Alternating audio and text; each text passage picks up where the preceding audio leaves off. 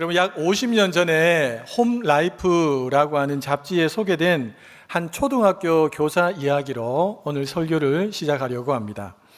5학년 담임이었던 톰슨이라고 하는 선생님은 개학날 아이들이 모여있는 반 안에서 아이들을 향해서 이렇게 말했다고 합니다. 너희들 모두를 선생님은 똑같이 사랑한단다.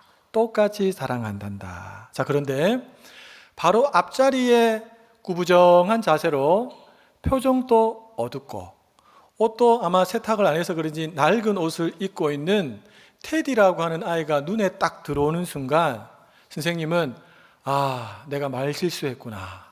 다른 아이들은 사랑할 수 있겠는데 저 아이는 내가 좀 사랑하기가 쉽지 않겠는데 라고 생각했다고 합니다. 자, 그러다가 이제 며칠이 지나서 우연히 이 테디라고 하는 아이의 학생 기록부, 생활 기록부를 보게 됩니다. 그런데 선생님이 깜짝 놀랍니다. 1학년 때 기록을 보니까 아이가 밝고 예절이 바르고 친구들하고도 잘 지내고 발표도 잘하고 굉장히 좋은 아이라고 평가가 됩니다. 그리고 2학년, 3학년, 4학년 올라가면서 어머니가 불치병에 걸리고 그리고 어머니가 돌아가시고 아버지는 테디에게 무관심하시고 그러면서 테디의 얼굴이 어두워지고 수업 시간에도 조는 일들이 많고 이런 이제 기록들이 쓰여진 거 보면서 선생님이 내가 아이의 겉모습만 보고 너무 쉽게 판단했구나 라고 하면서 자책을 했다고 합니다. 그러다가 크리스마스 날이 되었는데 아이들이 하나씩 예쁘게 선물을 포장하고 준비해서 선생님께 선물을 드리게 됩니다. 그때 이 테디라는 아이도 누런색 식료품 봉투에다가 나름 좀 허접하게 어설프게 포장한 선물을 하나 들고 선생님께 드렸습니다. 그래서 선생님이 선물을 다 받고 제일 먼저 테디가 준 선물을 열어보기 시작합니다. 딱 열었는데 그 선물이 뭐냐? 두 가지였는데 하나는 이 알이 몇 개 빠져있는 가짜 다이아 팔찌. 팔찌는 팔찌인데 가짜입니다. 진짜 다이아가 아니고. 그리고 알이 빠져있는 팔찌 하나하고 향수병이 하나 있는데 가만히 보니까 향수병에 향수가 4분의 1밖에 없어요. 그러니까 쓰다가 이제 남은 것 같아요. 아이들이 그것을 보면서 막 웃었어요. 그런데 선생님이 아이들 보는 앞에서 그 팔찌를 아무렇지도 않다는 듯이 손목에 탁 차고 그리고 향수병을 열어서 4분의 1밖에 남지 않는 향수병을 몸에다가 칙칙 뿌렸습니다. 그러니까 아이들의 웃음소리가 싹 사라졌습니다. 그날 모든 일과를 마치고 아이들이 다 돌아갔을 때 테디가 선생님께 조용히 다가와서 이렇게 말했다고 합니다. 선생님, 오늘 선생님에게서 엄마 향기가 났어요. 선생님에게서 엄마 향기가 났어요. 선생님은 테디에게 고맙구나 라고 하고 돌려보내고 거의 1시간 동안을 울었다고 합니다. 너무 미안하고 안타까운 마음에. 그리고 선생님이 다시 이 테디를 만났을 때 내가 저 아이에게 뭘 좀 할 수 있을까라고 생각하다가 저 아이에게 조금 내가 개인적으로 공부를 좀 가르쳐 주면 좋겠다라는 마음이 든 거예요. 그래서 테디를 불러서 테디야, 선생님이 너에게 좀 개인적으로 공부를 가르쳐 주고 싶은데 괜찮겠니? 라고 하니까 이 테디가 눈이 반짝반짝 빛나면서 고개를 끄덕끄덕합니다. 그래서 그때부터 해서 선생님이 테디에게 열심히 가르치고 격려하면서 시간들을 보냅니다. 그리고 학기 말이 갔을 때 그 반에서 테디가 가장 성적이 우수한 학생이 되었다고 합니다. 여러분, 1년이라는 시간이 지나고 어느 날 쪽지 하나가 톰슨 선생님에게 왔다고 합니다. 그 쪽지에는 이런 내용이 쓰여 있었습니다.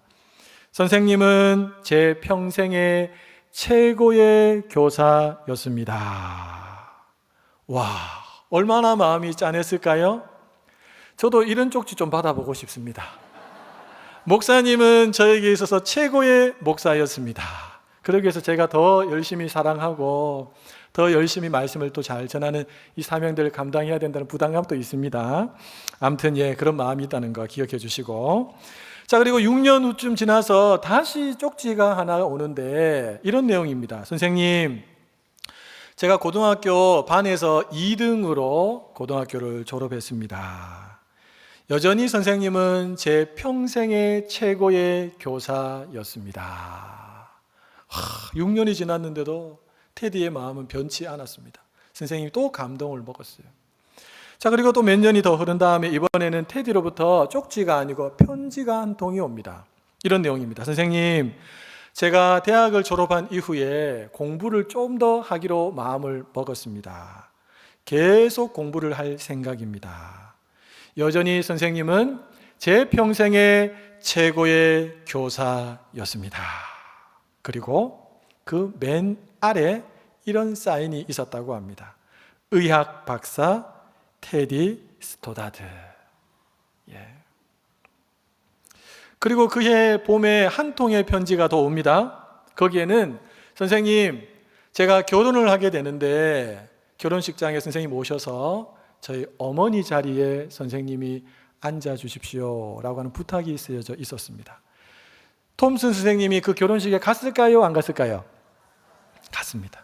선생님은 기쁜 마음으로 갔는데 그 옛날 테디가 5학년 때 준 선물, 알이 몇 개 빠져 있는 다이아 팔찌, 그걸 차고, 그리고 4분의 1밖에 남지 않았던 그 향수병을 다시 끄집어내어서 향수를 칙칙 뿌리고 결혼식장에 참여합니다.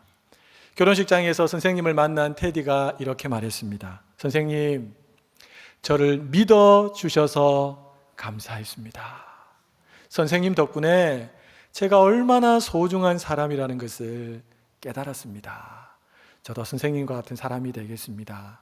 선생님은 제 평생의 최고의 교사입니다. 사랑하는 여러분, 오늘날 한국교회가 위기고 한국교회 안에 있는 다음 세대가 위기다라고 합니다. 틀림없는 사실입니다. 지난 20년간 주일학교 학생 수가 70%나 줄어들었습니다.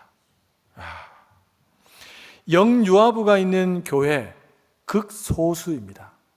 그리고 세 교회 중에 2교회는 유초등부가 없습니다. 그리고 청소년부가 10명 이상인 교회는 전체 한국교회 안에서 20%, 25% 정도밖에 되지 않는다고 합니다. 여러분, 요즘 젊은이들은 결혼을 잘 하지 않습니다. 비혼주의자들이 많이 늘어나고 있습니다. 그리고 결혼을 하더라도 이것저것 준비할 게 많아서 결혼 연령대가 많이 높아지기 시작했고, 경제적인 이유나 여러 가지 이유 때문에 결혼을 해도 자녀를 낳지 않고 살겠다라고 굳게 결심하고 살아가는 부부들도 늘어나고 있습니다. 이런 때에 코로나까지 겪으면서 한국교회 주일학교는 그야말로 넘어진 게 아니고 완전히 땅바닥에 펄썩 엎드린 상태에서 일어나지 못하고 있는 상황이라고 해도 과언이 아닙니다.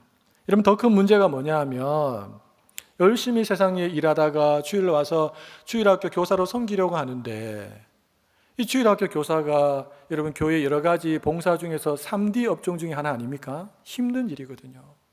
특히 중고등부 아이들은 말을 안 해요. 말을. 쟤들이 진짜 사람인지 벽인지 구분이 안 될 정도로 그런 아이들하고 또 이렇게 이끌어 가야 되고 말씀을 전해야 되고 본을 보여야 되고 하니까 이게 너무 힘든 일이거든요. 그러다 보니까 주일학교를 그만두는 교사들이 늘어나고 있습니다. 주일학교를 그만두는 교사가 늘어나니까 그나마 사명감을 가지고 교사의 자리를 지키고 있는 사람들은요, 더 큰 부담감을 가지고 더 큰 업무를 감당해야 되는 이런 악순환이 한국교회 안에 일어나고 있습니다. 이렇게만 간다면 한국교회 다음 세대는 거의 소멸되다시피 할 것입니다. 여러분, 이런 와중에도 우리 대함교회는 자리를 지켜주시고 물심양면으로 또 기도로 후원해 주신 많은 분들이 있었기 때문에 지금 여기까지 은혜 가운데 달려온 줄로 믿습니다. 특별히 앞장서셔서 정말 수고해 주신 교육위원장 장로님, 그리고 각 부서의 부장님들, 부감님들, 또 우리 교사들 너무너무 수고 많았습니다.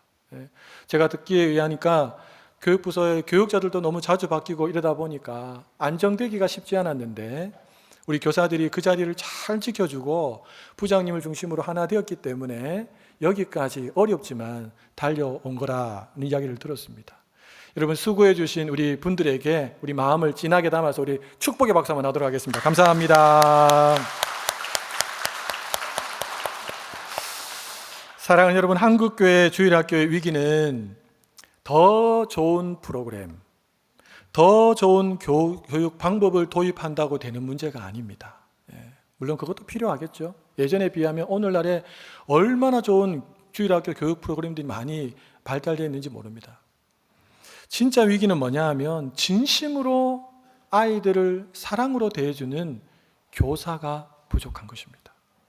교사를 하기는 하는데 그냥 때우다시피 한다면 한국교회는 소망이 없습니다. 톰슨 선생님과 같이 진짜 사랑의 마음을 담아서 아이를 소중하게 여기고 이끌어주는 교사가 일어난다면 저는 한국교회에 여전히 희망이 있다고 믿습니다. 그런 의미에서 오늘 말씀을 통해서 진심으로 다음 세대를 사랑하는 것이 무엇인지 바르실레라고 하는 사람을 통해서 좀 살펴보기를 원합니다. 여러분, 바르실레는 어떤 사람이었을까요? 우리 화면을 보시면서 첫째 같이 한번 읽어보겠습니다. 바르실레는 하나님의 사람 다윗이 가장 힘들 때 힘을 다해 도와준 사람입니다. 바르실레는 하나님의 사람 다윗이 가장 힘들 때 힘을 다해 도와준 사람입니다. 여러분, 오늘 본문 2장 앞으로 가면 사무엘하 17장이 나옵니다. 17장에 보면 압살롬, 다윗의 아들이죠. 다윗의 아들 압살롬이 쿠데타를 일으킵니다. 그래서 다윗과 그 신하들과 가족들과 많은 백성들이 급하게 도망을 나오게 됩니다. 그리고 그들이 도착한 곳이 어디냐? 마하나임이라고 하는 지역에 도착합니다.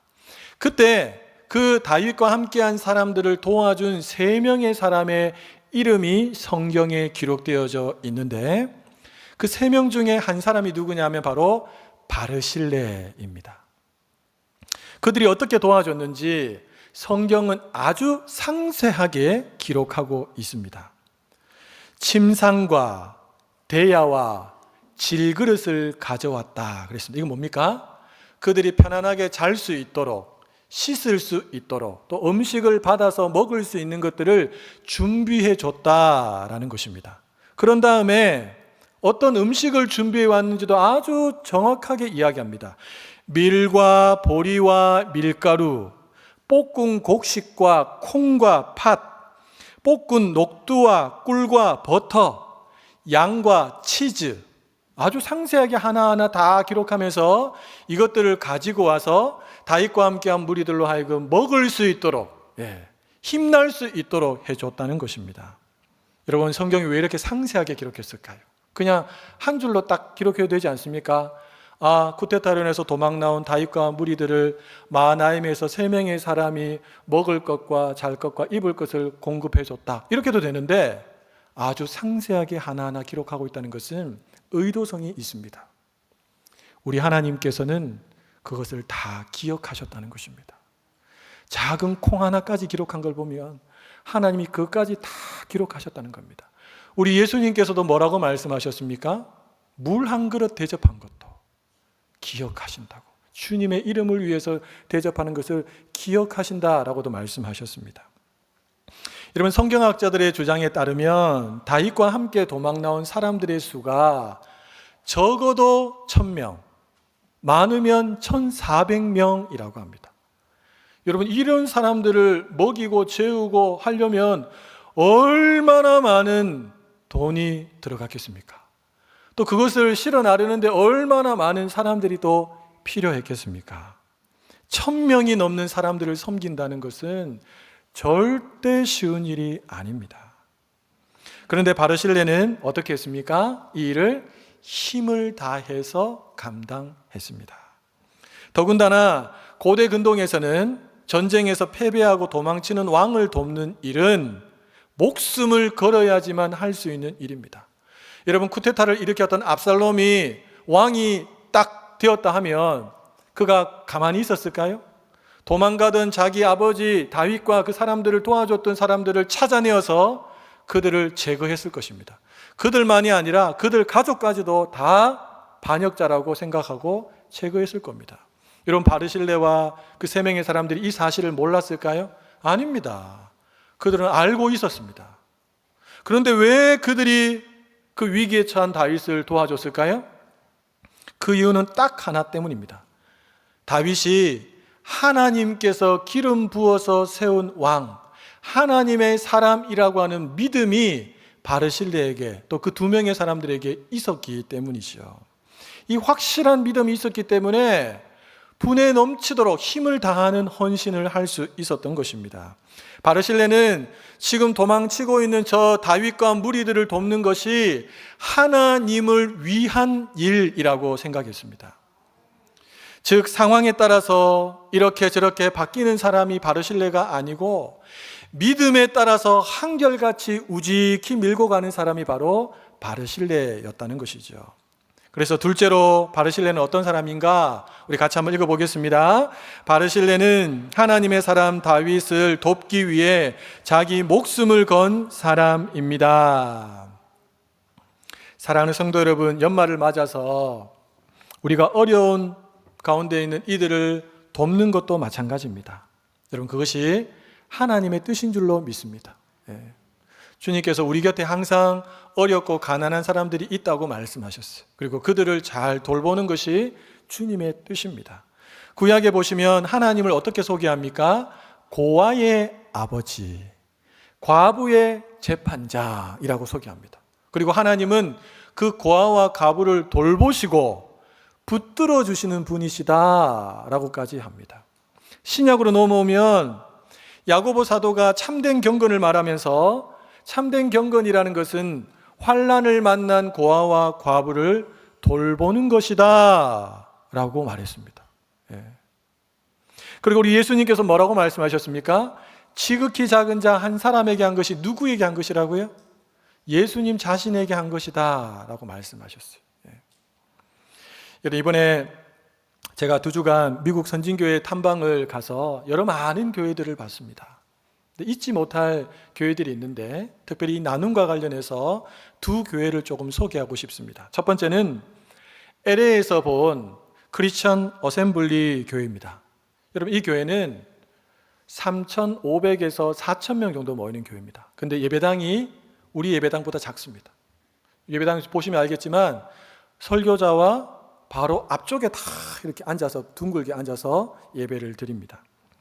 여러분, 이 교회는 그 지역의 가장 가난한 부류에 속하는 사람 5%에 선정하는 그 사람들을 갖다가 선정해서 그들의 의료비 전체를 다 탕감해주는 사역을 감당했습니다. 지금까지 무려 3만 명이나 되는 사람들의 의료비를 탕감해줬습니다. 여러분, 미국은 의료비가 엄청 비쌉니다. 우리나라하고는 비교할 수 없습니다. 아파도 병원 잘 못 가요. 너무 비싸서. 그것을 탕감해주는 일을 이 교회에 간 겁니다. 이 소문이 이제 퍼지기 시작합니다. 그러면서 14개 도시로 이 사역이 확대가 되었고 지금까지도 이 사역들을 계속해서 해나가고 있습니다. 저는 깜짝 놀랐습니다. 이야, 어떻게 한 교회가 이런 일들을 감당할 수 있나. 또 하나의 교회는 라스베가스에 있는 센트럴 처치라는 교회인데 이 교회는 5만에서 6만 명이 모이는 교회입니다. 물론 이 교회는 지교회들이 여러 개 있습니다. 지교회 다 합치면 5, 6만 명 되는데 여러분, 라스베가스가 어떤 도시입니까? 도박과 중독으로 삶이 붕괴된 이들이 넘쳐나는 도시가 이 라스베가스인데 이 라스베가스에서 이 센트럴 처치 교회는 지금까지 20만 명에 되는 사람들에게 음식을 나누어 주는 그런 사역을 감당했습니다. 엄청난 사역 아닙니까? 20만 명. 우리 울산 인구로 하면 5명 중에 1명입니다. 이 사역들을 지금도 왕성하게 감당하고 있습니다. 여러분, 이 시대의 바르실레와 같은 교회가 아닙니까? 저는 이 두 교회를 보면서 하나님, 제가 섬기는 대함교회도, 우리 대함교회도 지역사회와 어려운 이웃을 위해서 나눔을 실천하는, 나눔이 확산되는, 확대되는 그런 교회가 되게 해주십시오. 이런 마음으로 마음속으로 기도를 했습니다. 사랑하는 성도 여러분, 바르실레라는 이름은 흔들리지 않는 견고함, 그리고 힘을 다한 충성이라는 뜻입니다. 바르실레는 자신의 이름 그대로 살았습니다. 그 덕분에 다윗이 큰 힘을 얻고 하나님의 은혜로 압살롬의 쿠데타를 다시 물리치게 되고, 그리고 왕으로 다시 복귀하는, 예루살렘으로 가는 그런 은혜의 역사들이 나타나게 된 것입니다. 여러분, 그때 다윗이 가는 길을 바르실레가 배웅하기 위해서 요단으로 나오게 되지요. 32절에 보시면 성경이 이 바르실레에 대해서 소개를 하고 있는데 이렇게 세 가지로 소개합니다. 첫 번째는 그는 매우 늙어 나이가 80세고, 여기서 말하는 80세는 오늘날 우리로 이야기하면 한 120세 정도 됐다고 생각하시면 됩니다. 두 번째로 바르실레를 어떻게 소개합니까? 그는 큰 부자며, 그렇게 나누어졌는데도 여전히 큰 부자입니다. 세 번째는요, 다윗이 마하나임에 머물 때 뭐 했다고요? 섬겼다. 성경은 명확하게 기록하고 있습니다. 여러분, 다윗에게 있어서 이 바르실레라고 하는 인물은 은인입니다. 은인. 그래서 다윗은 이 바르실레에게 자신과 함께 지금 이 요단강을 건너서 예루살렘으로 가자라고 제안합니다. 왜냐하면 내가 당신에게 어려운 때에 도움을 많이 받았으니까 이제 내가 당신을 저 예루살렘으로 데리고 가서 당신의 남은 생을 내가 책임져 주겠소 라고 하는 다윗의 결심이고 약속이지요. 자, 그런데 바르실레는 다윗의 이 제안을 거절합니다. 어떻게 거절합니까? 이렇게 말합니다. 왕이시여, 저의 생이 얼마 남지 않았습니다. 저는 무엇이 좋고 흉한지 더 이상 분별할 수도 못합니다. 음식의 맛도 잘 못 느낍니다. 밥을 먹어도 모래를 씹는 것처럼 그냥 삼키는 것뿐입니다. 노래하는 남자나 여인의 소리를 귀가 어두워서 제대로 알아듣지도 못해 함께 흥얼흥얼 할 수도 없습니다. 왕이시여, 제가 왕과 함께 따라간다면 오히려 왕에게 누가 됩니다. 저는 따라가지 않겠습니다. 사랑하는 여러분, 만약에 바르실레가 다윗 왕을 따라갔다면 어떤 일이 벌어졌을까요?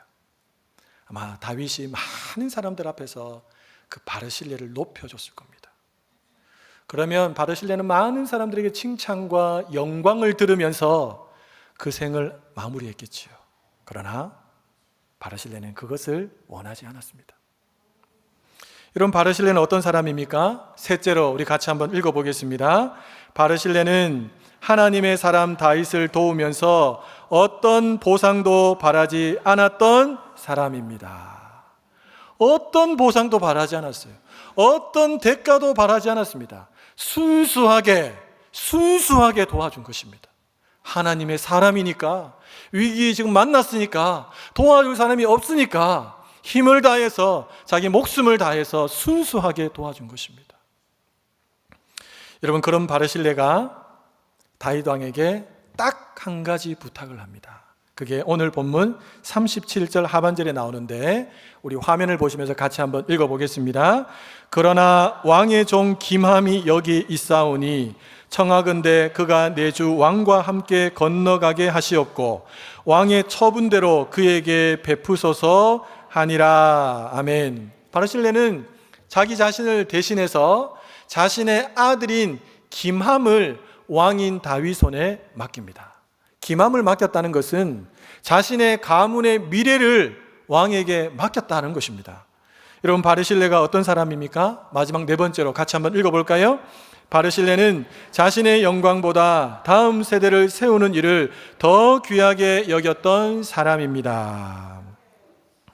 얼마든지 자신이 영광을 취해도 됩니다. 누구 한 사람 욕하는 사람이 없습니다. 그럼에도 불구하고 바르실레는 그 영광을 취하지 않습니다. 오히려 다음 세대를 왕의 손에 맡깁니다. 사랑하는 성도 여러분, 그 결과 어떻게 되었을까요? 다윗은 이 바르실레의 말을 좋게 받아들입니다. 그리고 그의 청대로 그의 아들 김함을 데리고 요단을 건너 예루살렘으로 들어갑니다. 여러분, 이후에 바르실레라고 하는 이름은 성경에 등장하지 않습니다. 조용한 태장, 아름다운 태장을 한 것입니다. 저는 제 평생의 목회를 하면서 이런 태장을 꿈꿉니다. 조용한 태장, 아름다운 태장. 아버지의 청으로 다윗과 함께 예루살렘으로 올라갔던 김함은 어떻게 되었을까요? 김함. 감사한 것은 저와 같은 김씨라서 얼마나 감사한지. 여러분, 그 김함이 어떻게 되었을까요? 김함. 궁금하지 않습니까? 여러분, 400년 후에 등장했던 하나님의 사람 선지자 예레미야서에 보면 이 김함의 이름이 나옵니다. 그런데 이 이름이 장소의 이름으로 지명으로 나옵니다. 우리 예레미야 41장 11절 말씀을 같이 한번 읽어볼까요? 애굽으로 가려고 떠나 베들레헴 근처에 있는 게롯 기맘에 머물렀으니, 베들레헴 근처, 예루살렘 근처입니다. 게롯 기맘에 머물렀으니, 이 게롯 기맘이라는 것은 무슨 뜻이냐 하니까 김함의 숙소, 김함의 여관이라는 뜻입니다. 오늘날 우리로 이야기하면 김함의 호텔, 이런 뜻입니다. 여러분, 이를 통해 성경학자들은 이렇게 추측합니다. 제가 한번 읽어드릴게요. 김함은 단순히 왕궁의 시종으로만 살지 않았고 다윗에게서 매우 큰 은혜와 보상을 받았을 것이다.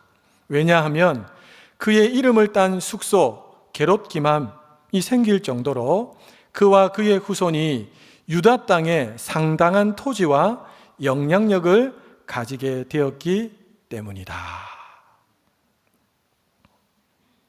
여러분, 다윗은 은혜를 받고 견디지 못하는 사람입니다.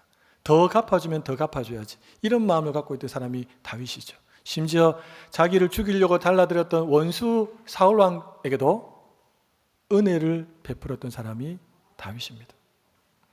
사랑하는 성도 여러분, 연말이 되면 마귀는 어김없이 우리 곁에 딱 붙어서 이렇게 속삭입니다. 야, 너 할 만큼 했어. 야, 김권사, 이 집사, 너 할 만큼 했어. 충분히 했어. 이제 그만 섬긴다고 해. 이만 그만 섬긴다고 해. 나이도 있잖아. 나이도 있고 몸도 안 좋잖아. 허리도 안 좋고 발목도 안 좋고 눈도 침침하고 그냥 그만 섬긴다고 해. 괜찮아. 여러분, 이때 우리에게 필요한 것이 뭘까요? 바르실레의 마음을 품는 것이 아닐까요? 어려운 처지에 있는 교회와 하나님의 사람들을 모른 척하지 않고 힘과 목숨을 다해 돕고 하나님 나라의 다음 세대를 만왕의 왕이신 하나님의 손에 맡기는 것, 이런 사람이 위기의 한국교회 안에, 우리 교회 안에 필요한 사람입니다. 하나님께서 맡겨주신 다음 세대를 톰슨 선생님처럼 사랑으로 소중하게 여길 수 있는 교사, 은혜에 보답하고자 하는 다윗의 마음으로 섬기는 것. 하나님 우리에게 베풀어 주신 은혜가 얼마나 큽니까? 그 은혜에 감사해서 하나님, 내가 뭘 조금 더 하면 하나님이 기쁘시겠습니까? 이러므로 내가 몸이 힘들고 어렵고 상황이 안 되지만 그럼에도 불구하고 그 은혜를 놓치지 않기 위해서 또 봉사의 자리에서 머무른 것. 여러분, 하나님께서 다 판단하십니다. 교회는 70세가 되면 이제 은퇴하십시오 라고 말해서 그 말 때문에 섬기고 싶은데 섬김의 자리에 내려오시는 분들도 있어요. 여러분, 하나님 나라의 은퇴가 어디 있습니까? 그 직에서 내려오는 것이지 봉사의 자리는 은퇴가 없습니다. 죽을 때까지 하는 겁니다. 정말 할 수 없다면 기도의 자리라도 지키는 것입니다. 여러분, 하나님이 그 사람을 절대로 모른 척하지 않으십니다. 그 후손들 절대로 하나님께서 모른 척하지 않으십니다. 여러분, 우리 하나님은 받은 은혜, 그 기쁨에 감격하여 섬기는 사람, 끝까지 추적하셔서 끝까지 복을 주시는 하나님이신 줄로 믿습니다. 여러분, 어느 농촌 교회에서 실제로 있었던 일입니다. 그 교회는 학생이 4명밖에 없었어요. 4명. 교사는 2명밖에 없었어요. 그런데 2명의 교사 중에 한 분이 누구냐? 70세가 넘으신 권사님이셨습니다. 권사님 무릎도 시리고 허리도 안 좋은데 특별히 겨울이 되면 그 시린 무릎과 허리를 부여잡고 버스를 타고 교회를 와야 되는데 성도들이 옆에서 보고 있으니까 너무 안타까운 거예요. 그래서 권사님께 이렇게 말했어요. 권사님 할 만큼 하셨어요. 몸도 안 좋으신데 이제 그만 하셔도 됩니다. 그때 권사님이 뭐라고 대답했느냐? 미소를 지으면서 이렇게 대답했다고 합니다. 내가 아이들 이름을 부르며 기도할 때마다 주님이 저에게 말씀하시는 것 같아요. 너라도 남아 있어줘서 고맙다. 너라도 남아 있어줘서 고맙다. 너라도 남아 있어줘서 고맙다. 제가 이 아이들을 놓치면 우리 교회는 다음 세대가 없어집니다. 내가 할 수 있는 동안만이라도 붙들겠습니다. 그리고 권사님은 끝까지 주일학교 교사의 사명을 감당하셨습니다. 여러분, 4명이었던 주일학교가 8명으로 배가 부흥했습니다. 시골 농촌에서. 그리고 8명 중에 2명이 신학교에 가서 지금 목회자로 훈련받고 있습니다. 사랑하는 여러분, 바르실레는 하나님의 사람 다윗이 가장 힘들 때 시므이처럼 지금 도망가고 있는 다윗의 뒤통수를 바라보면서 욕과 저주를 퍼부을 수 있는 그런 부류에 들어가지 않았습니다. 시바처럼 아무것도 관여하지 않고 무관심하지도 않았습니다. 오히려 바르실레는 자신의 힘을 다해서 목숨을 걸고 그 어떤 보상도 바라지 않고 다윗을 도와주었던 사람입니다. 자신의 영광보다 다음 세대를 하나님 손에 맡기는 것이 더 나은 선택임을 믿고 자신의 영광을 추구하지 않았던 사람, 그 사람이 바르실레였습니다. 사랑하는 성도 여러분, 감사하게도 아직 우리 대함교회 안에는 만왕의 왕께 드릴 김함들이 있습니다. 오늘 또 그 김함들이 2부 예배를 드렸습니다. 영아부에서부터 고등부에 속한 우리 아이들, 저들에게 바르실레가 필요합니다. 여러분들이 바르실레가 되어주십시오. 저들에게 사랑으로 돌보고 이끌어줄 수 있는 진짜 교사 톰슨 선생님이 필요합니다. 그리고 받은 은혜로 기맘을 대해줬던 다윗처럼 하나님께 받은 은혜가 너무 커서 나에게 맡겨준 이 봉사의 자리, 또 다음 세대를 세우는 자리에 정말 힘을 다하여 섬길 수 있는 그런 사람이 지금 우리 교회에 필요합니다. 여러분, 하나님은 그 헌신과 그 수고를 다 기억하시고 기쁘게 받으시고 그 사람을 통해 위기를 축복으로 바꾸시고 절망을 소망으로, 희망을 노래할 수 있는 상황으로 바꾸어 가실 줄로 믿습니다. 여러분, 우리에게 기회가 항상 주어진 것은 아닙니다. 갑자기 아무것도 할 수 없는 상황으로 하나님이 우리의 상황을 던져 넣으실 때도 있고, 몸이 안 좋아서 할 수도 없을 때도 있고, 지금은 있지만 나중에 섬기고 싶은데 물질이 없어서 섬기지 못할 때도 있습니다. 하나님이 기회를 주실 때 하나님의 이 부르심 앞에 영광스러운 교회와 다음 세대를 세우는 일에 우리 성도님들이 함께 동참할 수 있기를 예수님의 이름으로 축복합니다.